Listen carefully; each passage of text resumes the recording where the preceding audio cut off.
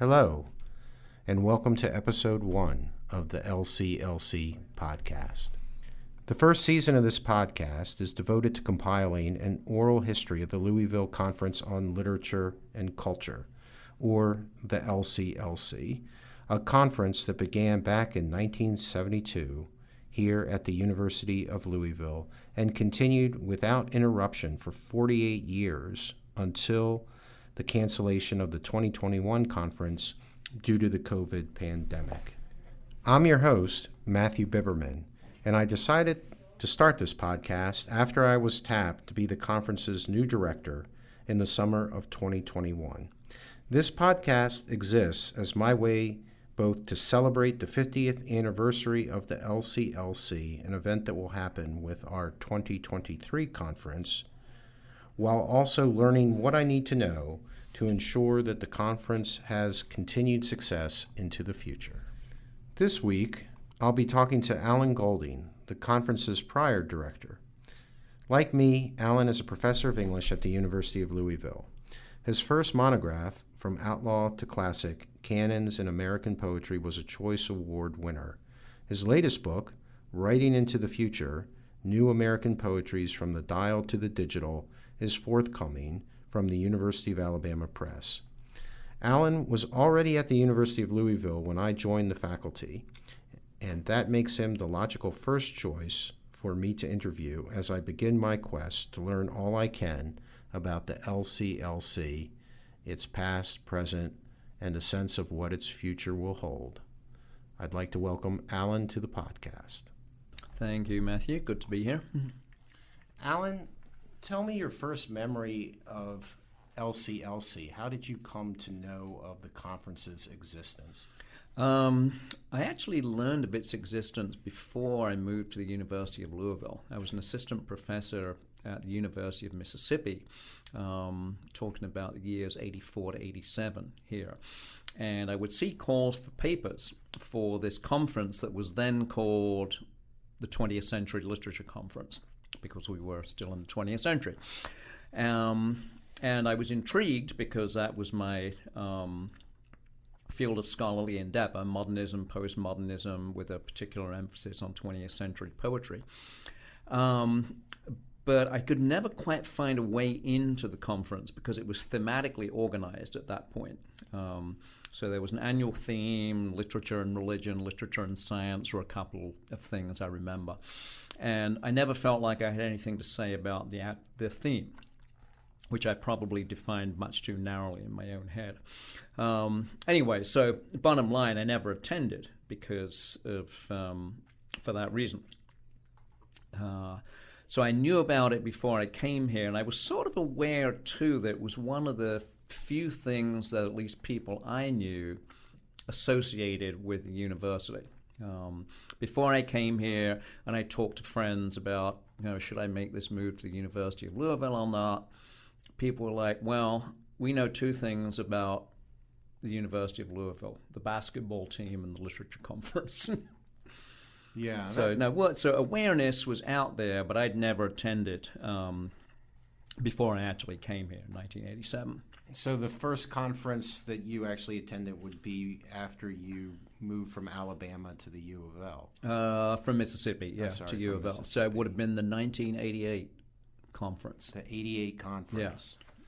Yeah. Right. About which I can frankly remember nothing at all. Except that I was pleased to be working on it. I was still in the process of making friends here, meeting all my colleagues, learning to work with colleagues. What's the first, then, earliest memory that you retain now of the LCLC? Let's see. The first keynote speaker, for instance, that I remember was Bill Merwin, the poet W.S. Merwin, was invited by our mutual old friend Tom Byers to be the keynote speaker some year, one of those early years. And I brought in, made the case for inviting Clayton Eshleman, the poet and translator to also give an address. And Clayton was a kind of prickly individual, would be the best way of put it. And he seriously wanted to get into an argument with Merwin because their poetics were very different. And I suppose in a way, and I had known Clayton back in Los Angeles when I lived there too, so I'd seen this before. But it was sort of like a reminder of, to put it positively, the investments that intellectuals and writers have in their work. The sense of conflict in the air I found unpleasant because I'm a kind of conflict-phobic person. But the energy also that brought. Mm-hmm. And so I associate the conference with a particular kind of critical and creative energy, mm-hmm. and conversation, mm-hmm. and back and forth. Mm-hmm. And I think that's always been one of its ongoing values, I hope, for me. Mm-hmm. So if the earliest memories that come to mind immediately are Clayton Eshleman and W.S. Merwin, and what are some other memories that are back there towards that period of the conference's existence? Well, some others, and actually this is from the same year as the Merwin-Eshleman encounter. Marjorie Perloff was the critical keynote speaker in one of those early years. And this was at a point in the history of the city of Louisville where downtown was dead after about 9 o'clock. There was no New Lou. There were no downtown restaurants. The Brown Hotel, the kitchen closed early. So Marjorie Perloff flies in from California. She gets in at 11:30 p.m. And she wants something to eat. So the only place I could find to take her to eat, and Margie's very elegant, kind of well put together, even though an open and democratic sensibility too. And the only place that I could find to take her was the downtown White Castle at midnight. So we sat there eating whatever those famous little cruddy hamburgers that White Castle serves. Sliders. Right, sliders, yeah. It was pretty cold, it's a Louisville winter, so Marjorie's sitting there in her fur coat, drinking her hot chocolate, eating some sliders, and talking to a homeless guy in the next booth. That's more a personal memory, of course, than a conference memory. Another early one is seeing a manuscript page of Susan Howe's work.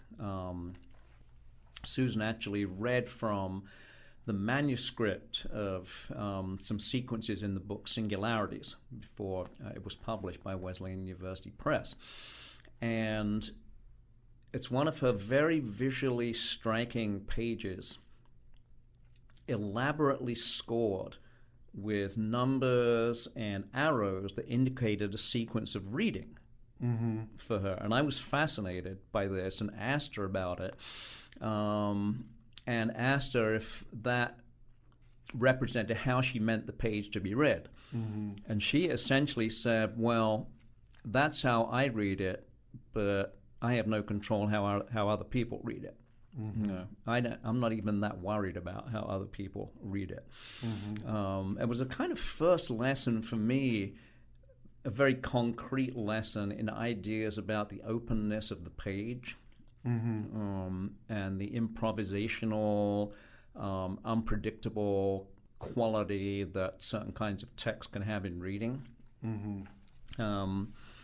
So I remember that. There was the year of the ice storm. That was a fairly early one. Right, yeah. Perhaps you remember that too. Yeah, no, I do. When the university closed down. Right. And we had to basically improvise the conference in the corners of the Steelbach Hotel. Yeah, I remember that as well. Your conversation about the personal memories that you have, and then the memories that somehow we're not going to say are personal, but somehow more appropriate or professionally sort of sanctioned. But the thing about poetry and your own personal investment in it is that poetry goes in there and just wants to blur that fully, so that the line that becomes a very difficult line to draw as we're having a conversation about what it's like to do a conference where poets and critics and people who love books gather together to be together.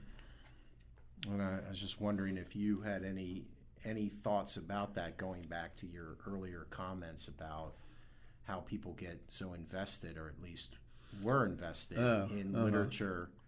What I remember is reading about Ivor Winters, and how Ivor Winters was the kind of poet critic who, if you disagreed with his poetics, he cut you out of his life. I mean, it meant that much to him. And do you feel that that's continued or changed? I feel like that's changed. I mean, there's no accounting, obviously, for the behavior of individuals. But if we think more broadly across the profession, if we think of poetry as, an international, global, ancient practice continuing into the present, I think there's, and I hope this is something that historically the conference has contributed to. I think there's now, whatever we mean by the poetry scene, I mean, I don't think there's a scene anymore. There are multiple scenes. But there's much more conversation, senses of difference, less polemically argued. I'm not even sure if that's the case. I know it seems to me a less conflictual site than it might have been in some years past. A character like Ivor Winters, who cut people out of his life because they disagreed with him. Formally. Of course, Ivor Winters started out as a post-imagist avant-gardist. Right. Before he got the religion of the 18th century. Right. Yeah. So I'd like to think, in terms of the conference, getting back to that the conference has contributed to conversations in poetry and in poetry criticism, but hopefully across all literary fields and cultural studies, theory, film, theater increasingly now, that it's contributed to boundary-breaking conversations rather than being a site for boundary-erecting conversations. Right, yeah, that's well put. Is there advice that you might have for me about how to facilitate that going forward? Outreach. Whatever that looks like in the contemporary moment.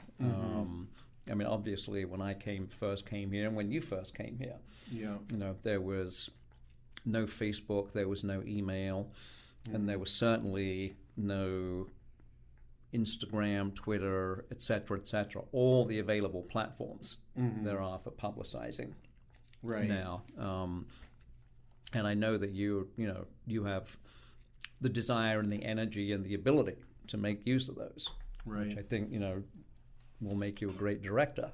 The conferences, we've always been praised for being the friendliest conference that people go to.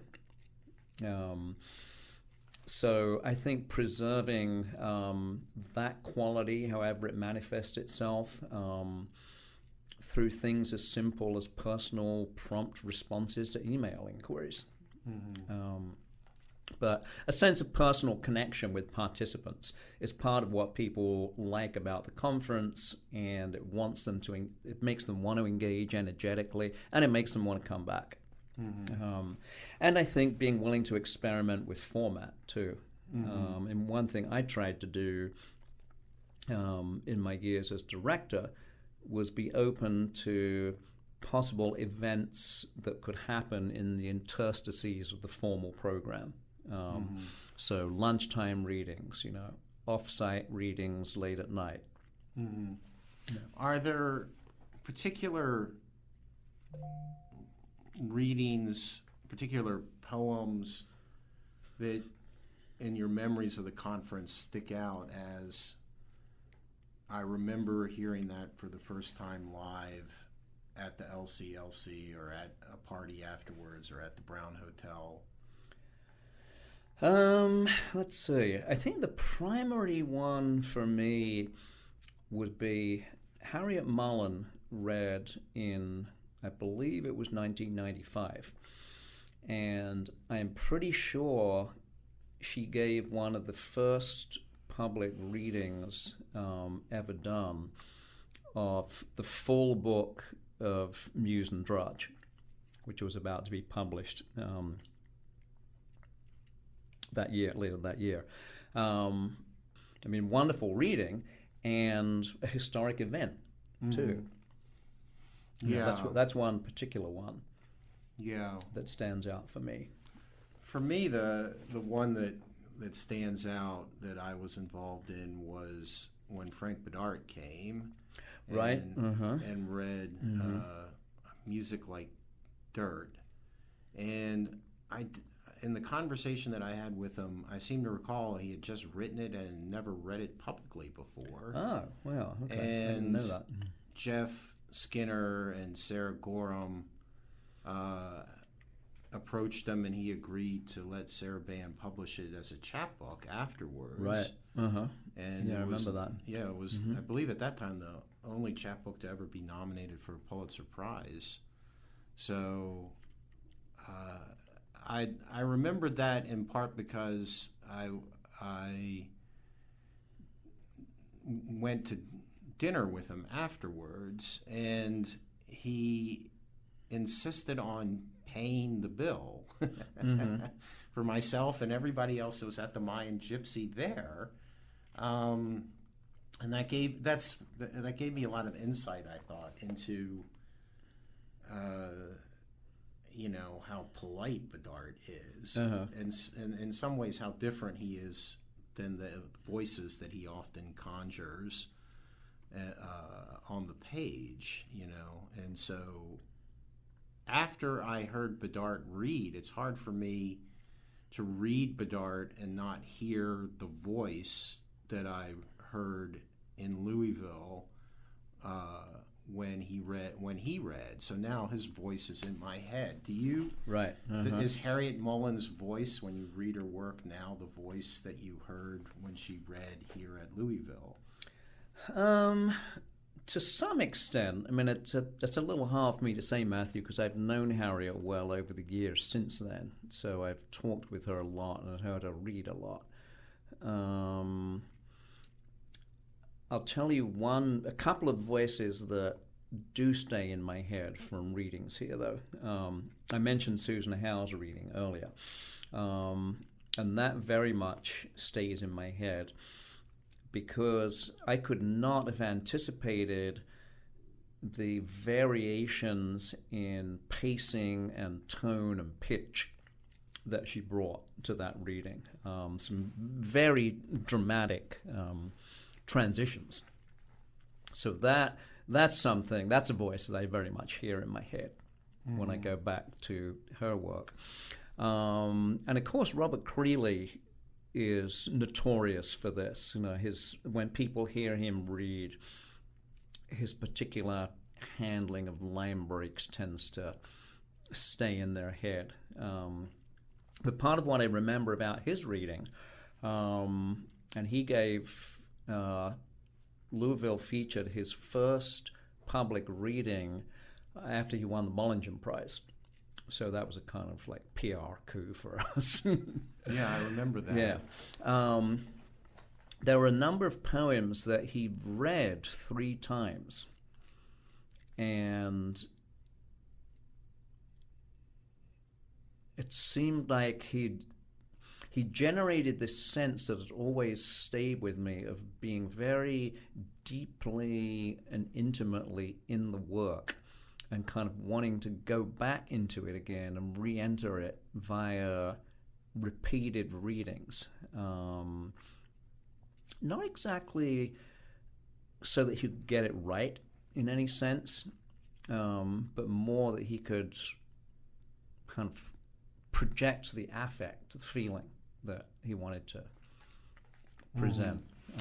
And that kind of repetition that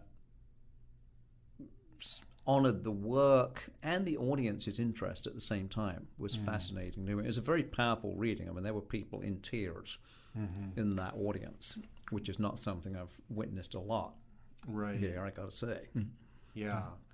Do you ever feel that there's poetry that it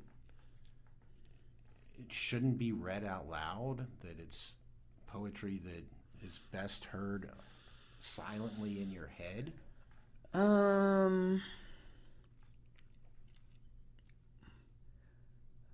I couldn't name any, honestly. I mean, I could perhaps kinds of poetry that it would be hard to read out loud. I mean, asemic writing, it seems to me, would be impossible to produce in performance. I don't really know what it would sound like. Certain kinds of concrete poetry would pose, at the very least, challenges of sequencing. And because the interest is so much visual more than it is oral, I'm not sure how that would work. But I guess my sense of poetry is that pretty much all poets write listening to their inner ear, if not vocalizing as they write. So I think there's always an oral component, a musical component to what might seem like the most page-bound work. Well, I appreciate the advice and the praise with my handling of social media, and hopefully I'll get good at it. But I brought in, as a kind of surprise to you, Perspectives on Contemporary Literature, which from 1975 to 1988, this conference produced printed proceedings. Yeah, we did. And I didn't know that these existed until I started to do my research. And so here is a call for papers that's printed in Volume 1, Number 1, 1975, for the 4th annual conference, which was featuring Margaret Church, Paulo Soleri, and Richard Wilbur. Yeah. Okay. Have you ever looked at these bound proceedings? I have not looked at them in detail. I was aware that they existed. In my tenure as director, I would occasionally get reprint requests. Oh, really? Yeah. Like one of these, sort of Gale publishers, or one of these entities that publishes kind of encyclopedic retrospective collections of criticism on Figure X. Gotcha. They would say, we'd like permission to reprint this particular article from Perspectives on Contemporary Literature from 1979. Yeah. And I would basically say, I have no clue. I can't help you with that. We probably don't even have the issue anymore. See if you can get hold of the author. Right. So that is the last one, which is right from when you arrived, 1988. Right. And you can see there that you're right, that every year was themed. That one was literature and the historical process. And so we're a conference that stopped doing that, and we're also a conference that stopped doing these themes. Right. We're just submit something that has a kind of contemporary take on literature and culture, and hopefully we can work something out for you to come here and present and be part of our conference.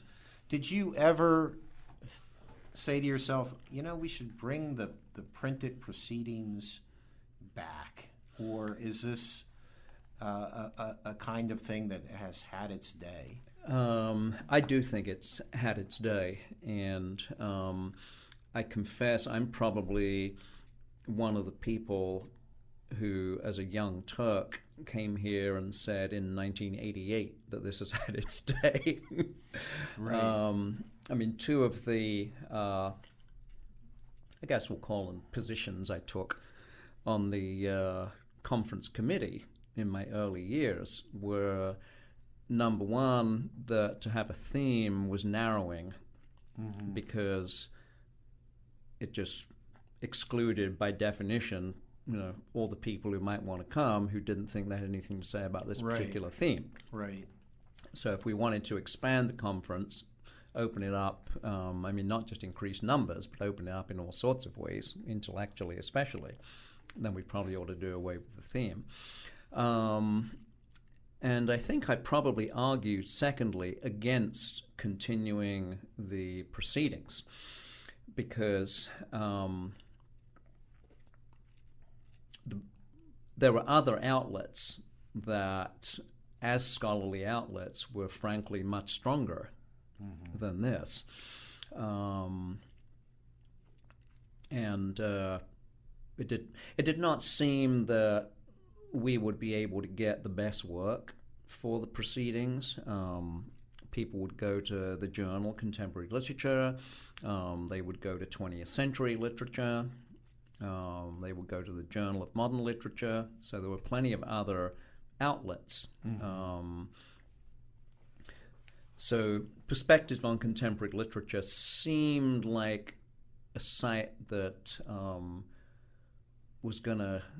We risked drawing what people couldn't place anywhere else. Right. Yeah, I agree with you. I do think that themed conferences, they remind me of contests that were popular when I was a teenager that were impromptu speaking contests.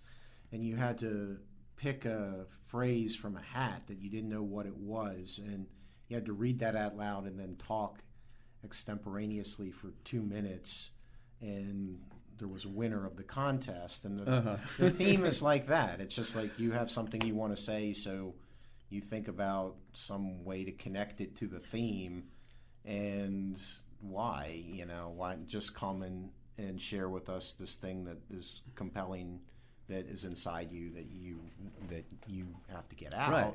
Yeah. So yeah, I do agree with you there. And one thing I've found over the years here, and I'm sure you've had this conference experience in your own professional life in all sorts of contexts, where you'll end up with a panel that on the surface looks kind of incoherent. There may be a buried thread that we as the organizers intuited was there, and that's why we put these papers together, but they don't look like they go together.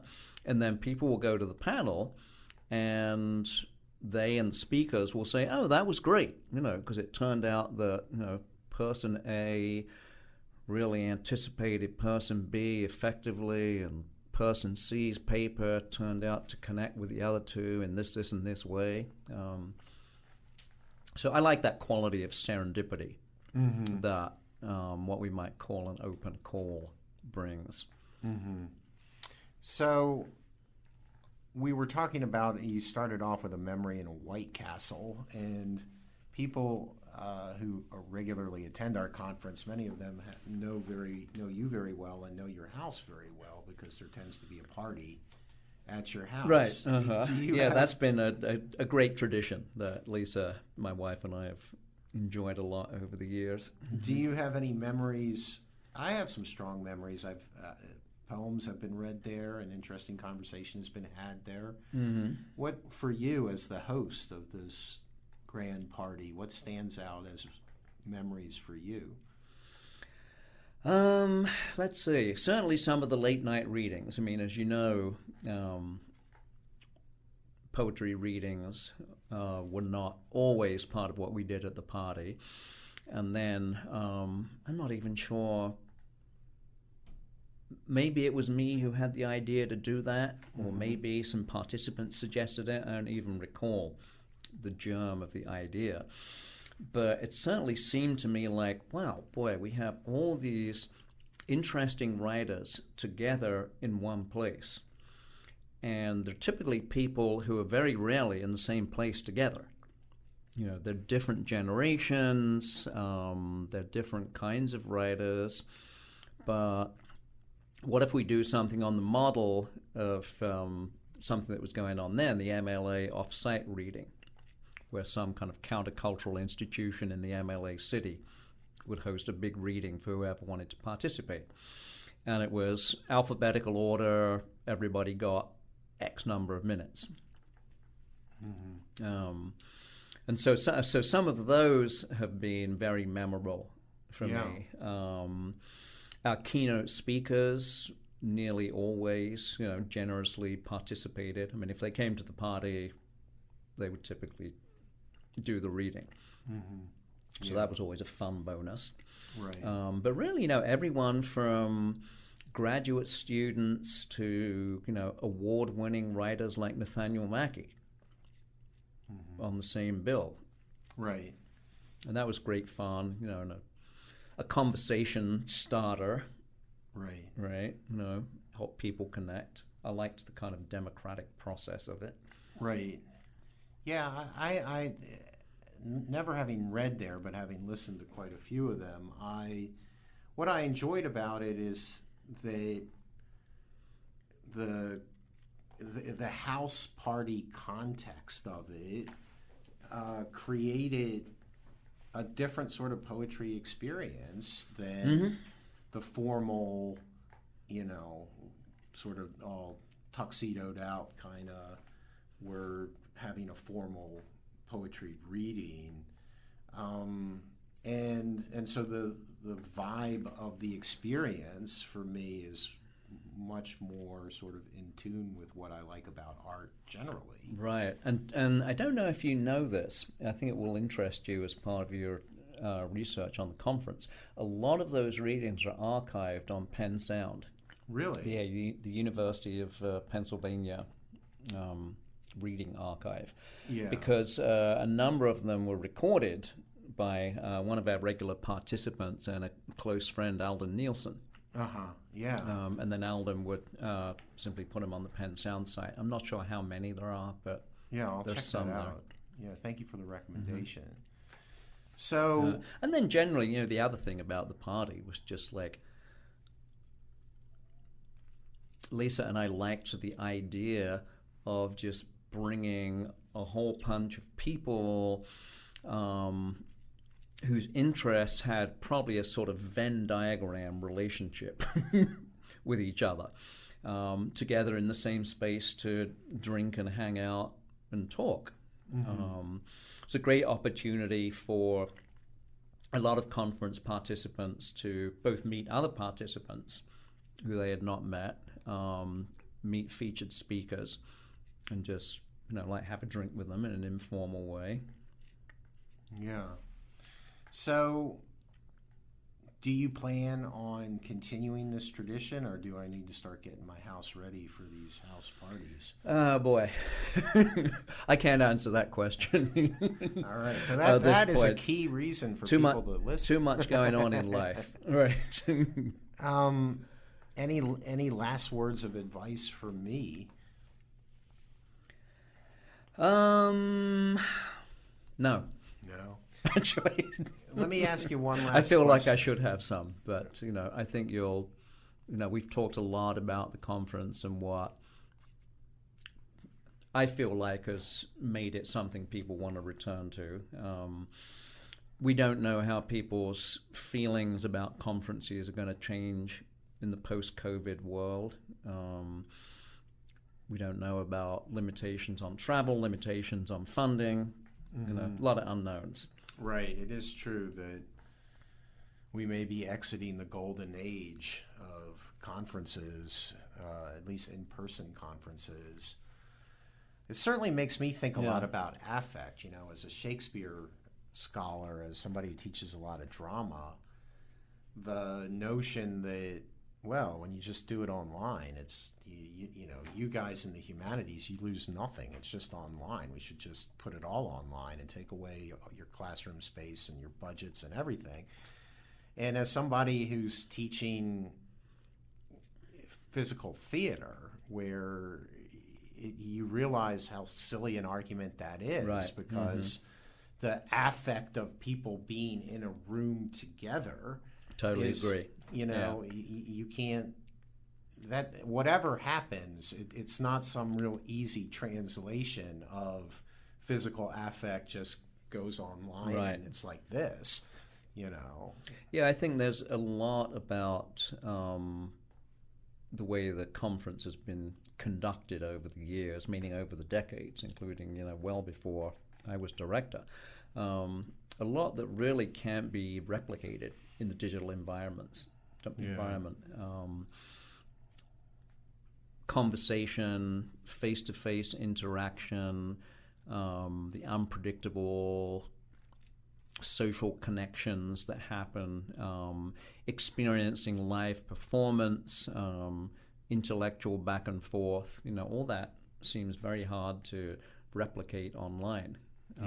And it's not, and I think what is key for thinking about the conference as an intellectual enterprise is that it's very easy for people meaning administrators and those in control of funding. It's easy to underestimate how much all those sorts of interactions actually contribute to scholarly work.